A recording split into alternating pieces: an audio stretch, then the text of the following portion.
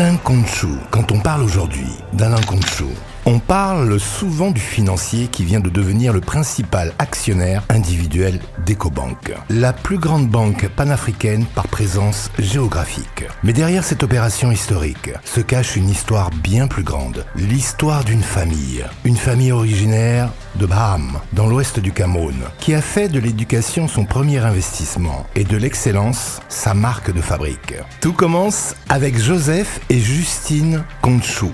Lui est haut fonctionnaire du ministère des Finances, puis représentant du Trésor camerounais à Paris. Elle, enseignante, puis inspectrice de l'éducation. Dans leur maison, il n'est pas question d'héritage financier. Le véritable héritage s'appelle travail, discipline et savoir. Le résultat est spectaculaire. Parmi leurs 7 enfants, plusieurs intégreront les plus grandes écoles du monde avant de devenir des figures majeures de la finance internationale. L'aîné, Alain Conchou, quitte Yaoundé pour poursuivre ses études en France avant d'intégrer les plus prestigieuses institutions financières de Londres. Chemical Bank, JP Morgan, Crédit Suisse. Pendant plus de 20 ans, il évolue au sommet de la finance mondiale, devenant l'un des premiers Camerounais à s'imposer dans les salles de marché de la City à Londres.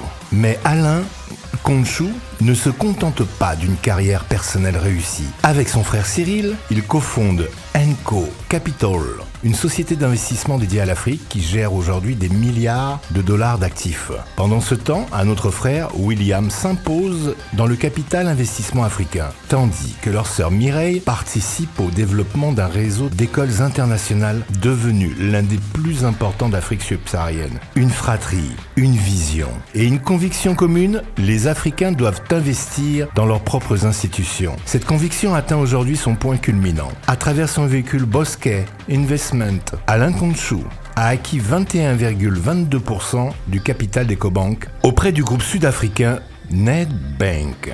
Une opération de 100 millions de dollars qui porte désormais sa participation à plus de 24% du capital de la banque panafricaine. Il devient ainsi son principal actionnaire individuel. Pour beaucoup, il s'agit d'une simple opération financière. Pour d'autres, c'est un symbole. Le symbole d'une génération d'Africains qui ne veulent plus seulement travailler pour les grandes institutions du monde, mais qui veulent construire et contrôler les leurs. Et lorsqu'on regarde le parcours de la famille Conchou, une chose apparaît clairement. Leur plus belle réussite n'est peut-être pas Ecobank. Leur plus belle réussite est d'avoir transformé l'éducation reçue à Baham en un héritage capable d'influencer aujourd'hui l'avenir financier du continent africain. Alors pour finir, une stand-up ovation pour la famille Conchou.